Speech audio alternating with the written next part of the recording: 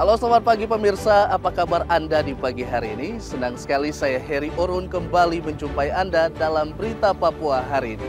Dan telah kami siapkan beberapa berita teraktual yang terpercaya dan 3 berita utama telah kami sajikan untuk Anda. Sedang mengukur jalan, seorang pekerja proyek di Kabupaten Intan Jaya tewas ditembak KKB.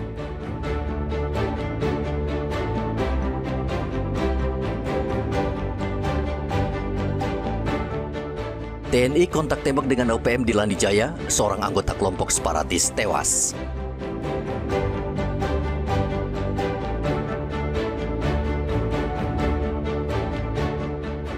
Jalan menuju kampung adat rusak, potensi wisata di Sorong, Papua Barat Daya, terkendala infrastruktur.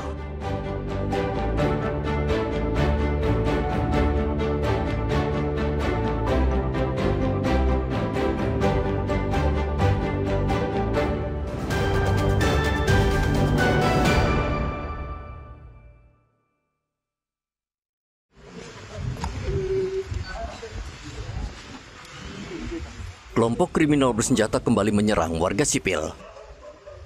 Seorang pekerja jalan di Kabupaten Intan Jaya, Papua Tengah, pada hari Rabu tewas ditembak anggota KKB. Korban bernama Anselmus Arifin, berusia 25 tahun.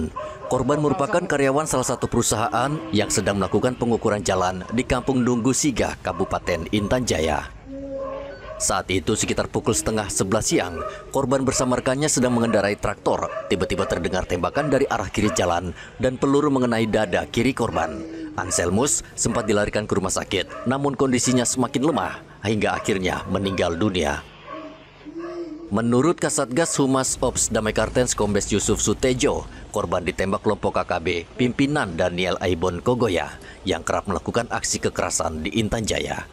Diduga dilakukan oleh kelompok kriminal bersenjata pimpinan Antena Kobogau, anak buah dari Daniel Aibon Kogoya. Korban atas nama Anselmus Arifin terkena tembakan di bagian dada kiri, tembus ke punggung belakang, dan langsung dievakuasi ke RSUD Sugapa. Lokasi kejadian berada kurang lebih 6 km dari pos terdekat TNI dan Polri. Dengan kondisi jalan yang terputus, meski medan sulit, Satgas Operasi Damai Kartens bersama TNI tetap melakukan pengejaran terhadap para pelaku. Insiden ini terjadi saat para pekerja sedang melakukan pengukuran jalan menggunakan traktor. Tembakan dilepaskan dari arah kiri jalan, menandai serangan brutal terhadap warga sipil yang sedang bekerja. Sebelumnya, Satgas Operasi Damai Kartens telah berkoordinasi dengan pihak PT TJP terkait potensi ancaman dari kelompok kriminal bersenjata terhadap pekerja di wilayah Itadipa, Titigi, dan Mamba Bawah. Situasi di Kabupaten Intan Jaya saat ini aman. Satgas gabungan berjaga-jaga di sejumlah lokasi. KKB kerap melakukan teror dan menyerang warga sipil di Kabupaten Intan Jaya. Mereka sengaja melakukannya untuk menghambat pembangunan di daerah ini. Igo Batmomolin dan Rian Tonai melaporkan dari Intan Jaya, Papua Tengah.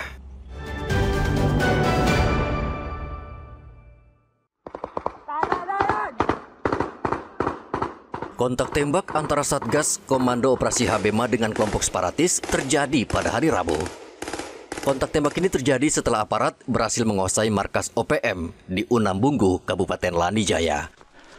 Akibat insiden ini, satu anggota OPM bernama Mayu Walia tewas tertembak. Satgas TNI Komando Operasi Habema juga menyita barang bukti, sejumlah amunisi, dan telepon genggam. Panglima Komando Operasi Habema Maijen Luki Avianto menegaskan pasukan bertindak profesional serta berpegang pada prinsip melindungi warga sipil. Markas tersebut diketahui menjadi pusat koordinasi kelompok bersenjata yang selama ini aktif melakukan aksi kekerasan terhadap aparat keamanan dan masyarakat sipil. Keberhasilan TNI menguasai markas itu memukul kekuatan OPM di kawasan Lani Jaya. Sebagai reaksi, kelompok tersebut melancarkan serangan balasan pada 6 Oktober yang kemudian berujung pada kontak senjata dengan satuan tugas TNI. Dalam kontak senjata tersebut, satu orang anggota OPM atas nama Mayu Waliah berhasil dilumpuhkan. Identitas korban baru dapat dipastikan pada 8 Oktober 2025 setelah tim berhasil membuka dan mengidentifikasi data dalam telepon genggam yang ditemukan di lokasi kejadian. Dari hasil pemeriksaan, diketahui bahwa Mayu Walia menjabat sebagai Komandan Operasi Kodam 12 Lanijaya di bawah pimpinan langsung Purom Okimanwenda. TNI terus memburu kelompok organisasi Papua Merdeka yang melakukan teror dengan menembak warga dan aparat. Igobat Momolin dan Rian Tonai melaporkan dari Lanijaya, Papua Pegunungan.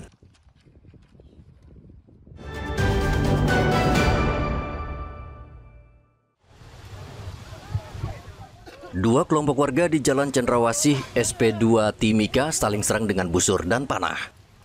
Akibat bentrokan ini, arus lalu lintas di daerah ini menjadi macet. Aksi saling serang antara warga ini tidak berlangsung lama karena aparat kepolisian langsung datang dan melerai pertikaian kedua kelompok ini. Menurut Kasat Reskrim Polres Mimika, AKP Rian Oktaria, pertikaian antar warga dipicu masalah keluarga yang tidak selesai di Kabupaten Puncak. Kemudian mereka sepakat bertemu di kota Timika, namun bukannya membuahkan hasil, mereka malah bentrok. Malam harinya kedua belah pihak sepakat untuk menyelesaikan secara adat istiadat Pegunungan Tengah Papua. Miskomunikasi antara keluarga saja toh, keluarga di mana itu menjadi suatu memanas dan akhirnya menimbulkan kekacauan kemarin di depan SPBU. Permasalahannya itu sudah ada sebelumnya itu dari puncak berlanjut ke bawah, tapi kemarin sudah diselesaikan, sudah ditengahi sesuai dengan permintaan dari mediasi dari antara kedua belah pihak. Sesuai adatnya yang mereka jalani, jadi permintaan dari dewan-dewan adat mereka untuk dimediasi untuk berdamai. Tidak ada korban dalam bentrokan ini dan kedua belah pihak sepakat menyelesaikannya secara kekeluargaan. Situasi di Jalan Cendrawasih SP2 Timika, Papua Tengah sudah kembali aman dan arus lalu lintas kembali normal. Igobat Momolin dan Rian Tonai melaporkan dari Mimika, Papua Tengah.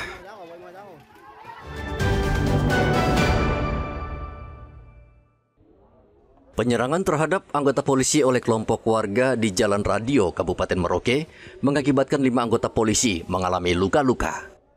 Menurut Kabak Ops Polres Merauke AKP Irwanto Sawal, 1 anggota polisi diantaranya harus dirujuk ke rumah sakit karena menderita luka patah pada bagian tangan. Korban dari pihak kepolisian yaitu ada 5 anggota. 5 anggota. Dari 5 anggota ini sudah berobat, namun dari hasil ronsen ada 1 anggota itu karena di bagian jari ibu jari itu patah tulang sehingga rencana besok mau dirujuk ke Jayapura untuk dilakukan tindakan operasi Jayapura. Kemudian dari pihak masyarakat atau rekan-rekan kita yang memang melakukan tindakan berlebihan itu saat ini sudah 4 orang itu sudah ditahan dan diproses. Sementara itu. Kemudian kerusakan lainnya Pak, karena ada kan kerusakan lain itu mobil Pak. Mobil yaitu kaca belakang dan kaca samping dua-dua itu semua pecah. Sampai saat ini 4 warga telah ditangkap pihak kepolisian untuk proses hukum lebih lanjut. Dalam kejadian tersebut, 1 unit mobil patroli polisi juga mengalami kerusakan parah akibat serangan massa.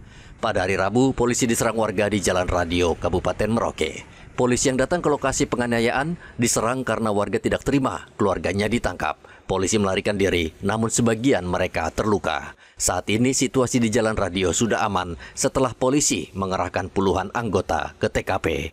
Muhammad Ridwan dan Rian Tonai melaporkan dari Merauke, Papua Selatan.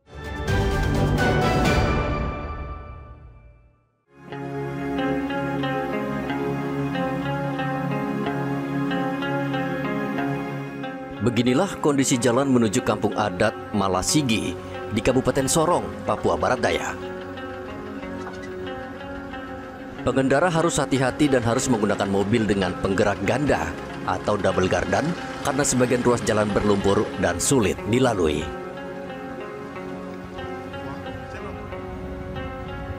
Malasigi merupakan kampung adat yang masih lestari dan alam yang masih terjaga. Warganya hidup dengan berpegang pada kearifan lokal. Mereka tidak mau menebang pohon sembarangan dan berburu satwa liar sembarangan. Stefanus, salah satu warga di kampung ini, berupaya mengembangkan potensi wisata alam dan budaya di kampung ini. Namun, akses ke kampung sulit karena kondisi jalan yang rusak parah. Kampung adat Malasigi ini malah itu gunung. Terus Sigi itu bahasa daerah. Sigi itu udang kali. Saya baru saya bicara. Tapi anak-anak kalau saya habis wisata, kalau ya SK kampung keluar tetap SK kampung dan wisata tetap berjalan begitu. Saya pesan begitu. Kan wisata yang ke muka, SK itu masih terlambat. Wisata jadi baru itu dapat uang. Kalau tidak ada wisata itu dapat uang. Itu mencari sampai di sini. Itu mancing juga sampai di sini. Ke bawah itu terus di atas terus mancing. Terus ke atas terus ini ada lau-lau situ, ke atas binatang apa ke terus tikam. Biarkan. Badan Pengarah Percepatan Pembangunan Otonomi Khusus Papua atau BP3 OKP berjanji akan memperbaiki jalan dan infrastruktur di daerah ini agar kampung adat Malasigi bisa berkembang menjadi destinasi wisata. Ini menjadi catatan bagi kami, dan pada saat musrembang sudah kami angkat, kami ingatkan kepada OPD terkait pendekatan sistem. Artinya dalam pembangunan pariwisata tidak hanya diselesaikan oleh unsur pariwisata, tapi didukung oleh sektor perhubungan dan transportasi. Ini menjadi catatan bagi kami untuk kami juga dalam musrembang ataupun dalam rapat-rapat koordinasi, terutama hari ini kita sudah sampai dalam persiapan perencanaan pembangunan tahun 2026. Sebentar mengingatkan pemerintah daerah, terutama potensi pariwisata yang tadi terganggu akibat dari kerusakan jalan tadi. Anggota BP3 OKP Papua Barat Daya menambahkan akan mendorong pemerintah daerah dan pusat untuk memperbaiki seluruh infrastruktur jalan yang rusak di Papua Barat Daya. Topan dan Rian Tonai melaporkan dari Sorong, Papua Barat Daya.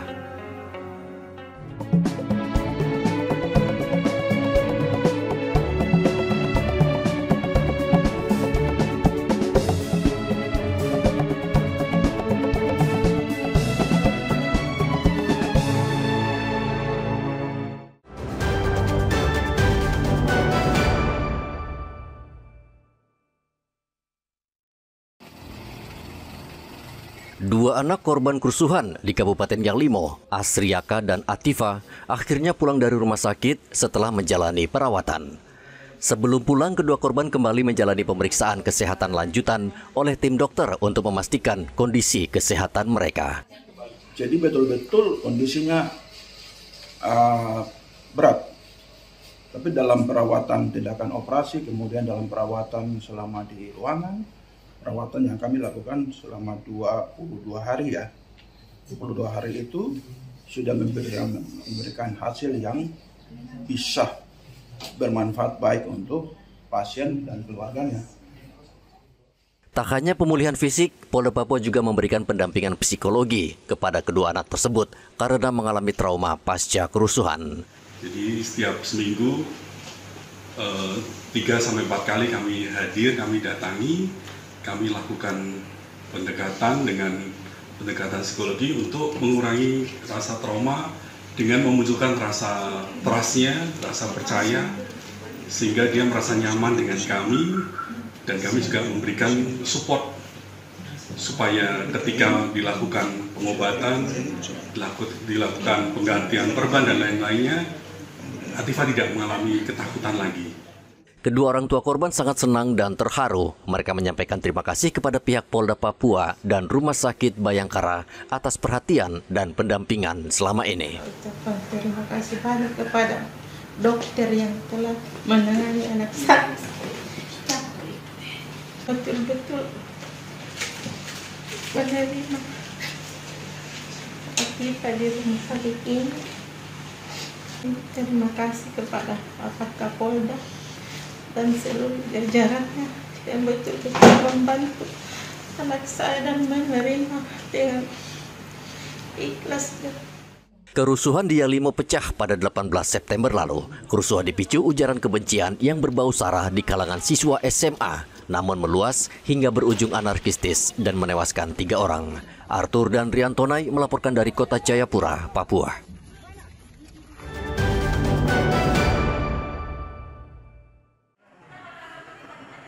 Sebanyak lebih dari 1.000 siswa SMA Negeri 1 Merauke mengikuti cek kesehatan gratis yang digelar di aula sekolah pada hari Kamis.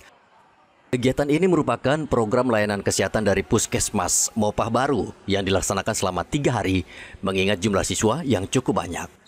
Dari hasil pemeriksaan, sebagian besar siswa ditemukan mengalami kelebihan berat badan atau obesitas akibat pola makan dan kurang aktivitas fisik. Nah, yang dominan yang diderita oleh siswa ini penyakit apa aja? Masih di angka obesitas masih lumayan. Obesitas besar. Ya. Kemudian juga anemia untuk remaja putri masih cukup ada datanya, kita lihat di sini. Kemudian juga kalau rata-rata sih anak-anak saja karena obesitas saja kurang geraknya. Oh gitu. Siswa senang dapat mengikuti cek kesehatan gratis ini karena bisa mengetahui kondisi kesehatan mereka secara langsung. Sudah periksa kesehatan? Sudah. Bagaimana tanggapan kau dengan pemeriksaan kesehatan ini? Senang karena kita bisa tahu kita kondisi badan kesehatan bagaimana. Oh, ya. Tadi tidak ada keluhan, tidak ada? Ya. Periksa kesehatan ya? Siap, sudah Bapak. Sudah. Ada keluhan tidak sakitnya? Tidak. Tidak ada. Nah, bagaimana tanggapan kau dengan pemeriksaan kesehatan ini? Cukup senang Bapak. Sehat ya? Ya. Kegiatan ini diharapkan dapat menumbuhkan kesadaran siswa untuk lebih peduli terhadap kesehatan diri dan menjaga pola hidup sehat sejak dini. Muhammad Ridwan dan Rian Tonai melaporkan dari Merauke, Papua Selatan.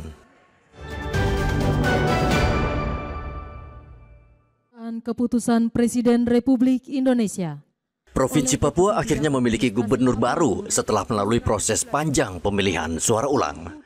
Hari Rabu, Presiden Republik Indonesia Prabowo Subianto melantik gubernur dan wakil gubernur Papua masa jabatan 2025 hingga 2030. Upacara pelantikan berlangsung di Istana Negara, Jakarta. Pelantikan ini berdasarkan keputusan Presiden tentang pemberhentian penjabat gubernur dan pengesahan pengangkatan gubernur serta wakil gubernur Papua masa jabatan 2025-2030.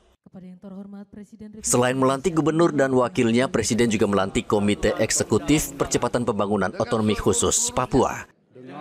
Komite beranggotakan 10 orang asal Papua. Salah satu anggota komite, Paulus Waterpau, mengatakan siap membantu Presiden untuk mempercepat pembangunan dan kemajuan di Papua dengan otonomi khusus. Hal ini membantu Komite Percepatan Pembangunan daerah otonomi khusus di Papua. Ketua kita Pak Felix Wangkaya, kami anggota diambil dari beberapa kompartemen atau ada teman-teman pejabat di Papua. Saya pikir tugas kita mendukung kebijakan Pak Presiden dan kemudian apa nanti yang menjadi arahan dari ketua kita. Kira itu ya, kita mau bantu untuk harmonisasi semua hal yang tidak gampang gitu ya. Kalau mau Papua maju tidak bisa kerja sendiri-sendiri. Tentunya semua, termasuk masyarakat di dalamnya. Sehingga yang ke depan tentunya ini akan kita bekerja sama, kita berkolaborasi, berkoordinasi, baik dengan badan yang sudah dibentuk tadi oleh Presiden. Tentunya juga kami akan sama-sama juga ke Kementerian Lembaga untuk minta dukungan bagaimana untuk kita pembangunan. Papua hari ini tidak seperti Papua sebelumnya, yaitu dari sisi anggaran. Karena kami membutuhkan semua pihak, termasuk di dalamnya kami harus merangkul masyarakat kami yang kami cintai.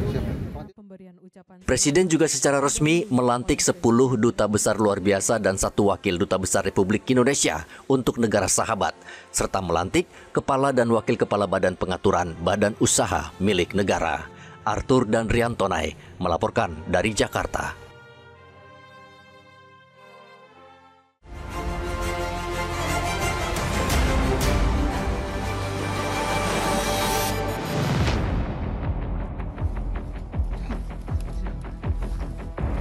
Korban pembantaian kelompok kriminal bersenjata di Kabupaten Yahukimo, Provinsi Papua Pegunungan bertambah menjadi 7 orang. Bertambahnya korban pembantaian KKB terhadap pendulang emas ilegal di distrik Syaradala diketahui setelah aparat gabungan TNI dan Polri tiba di lokasi pada hari Sabtu. 22 September lalu, KKB membantai 7 orang di 2 lokasi pendulangan emas ilegal Kabupaten Yahukimo, Provinsi Papua Pegunungan. April tahun 2025 lalu, 11 pendulang emas ilegal juga tewas dibantai KKB di lokasi yang sama. Diduga pendulang emas ilegal kembali masuk ke lokasi karena faktor ekonomi.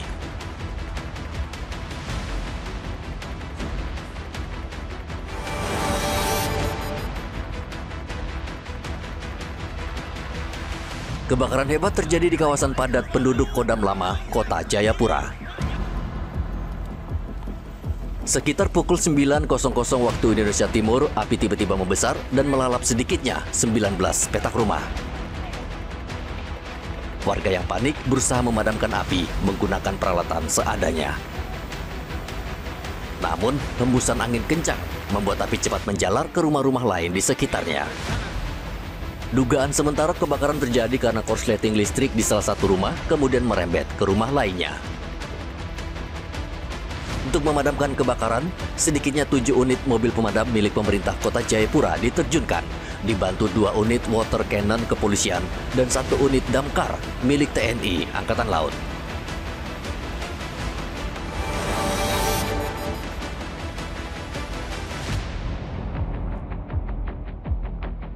Setelah melakukan pencarian intensif sejak terjadinya longsor di terowongan bawah tanah pada 8 September 2025 lalu, PT Freeport Indonesia kembali menemukan 5 pekerja tambang yang terjebak akibat longsor lumpur basah.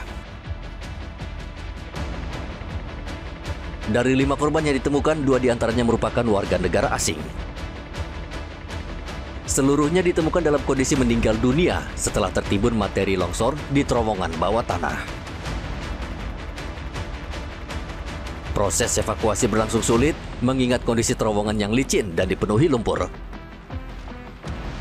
Kelima jenazah telah dievakuasi ke Rumah Sakit Tembagapura untuk identifikasi lebih lanjut.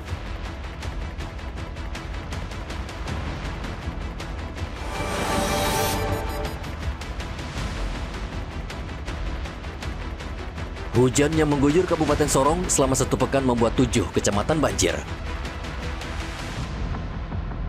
Banjir merendam ratusan hektar lahan pertanian serta pemukiman. Tinggi banjir di perumahan mencapai 30 cm. Hujan dengan intensitas tinggi ditambah air pasang laut menyebabkan 9 sungai di kabupaten ini meluap. Balai Wilayah Sungai Papua Barat menetapkan status tanggap darurat. Sejumlah alat berat dikerahkan ke 3 sungai untuk melakukan normalisasi atau pengurukan. Selain karena hujan dan air laut meluap, banjir juga disebabkan karena banyaknya sampah yang ada di sungai, sehingga menghambat air mengalir.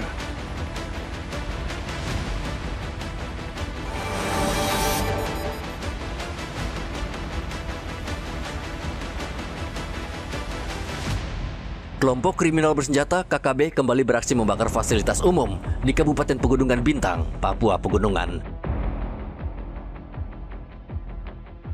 2 bangunan SMP Negeri Kiwirok di Kampung Sopa Mikma, Distrik Kiwirok, hangus terbakar pada hari Selasa. Bangunan sekolah ini terbakar karena ulah KKB di Distrik Kiwirok, Kabupaten Pegunungan Bintang. Kejadian ini menambah daftar panjang aksi brutal KKB merusak fasilitas umum, seperti sekolah yang justru dibutuhkan masyarakat di wilayah Pegunungan Bintang.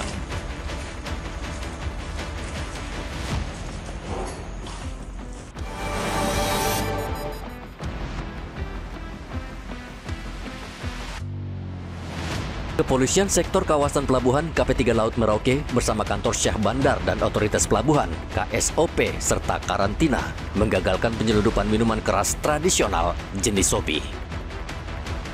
Minuman keras ini dibawa penumpang kapal Pelni yang baru saja sandar di Pelabuhan Merauke. Petugas menemukan ratusan liter minuman keras dalam 2 koper yang disembunyikan di antara barang bawaan penumpang. Sebagian miras dalam kemasan botol air mineral dan plastik bening. Pemiliknya diduga sengaja meninggalkannya di atas kapal untuk menghindari pemeriksaan. Seluruh minuman keras Sopi ini langsung dimusnahkan di pelabuhan sebagai bentuk ketegasan aparat memberantas peredaran minuman keras di wilayah Papua Selatan.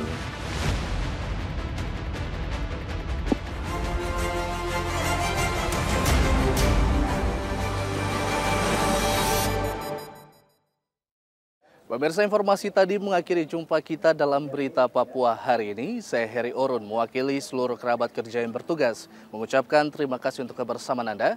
Selamat pagi, selamat beraktivitas, dan wanyam.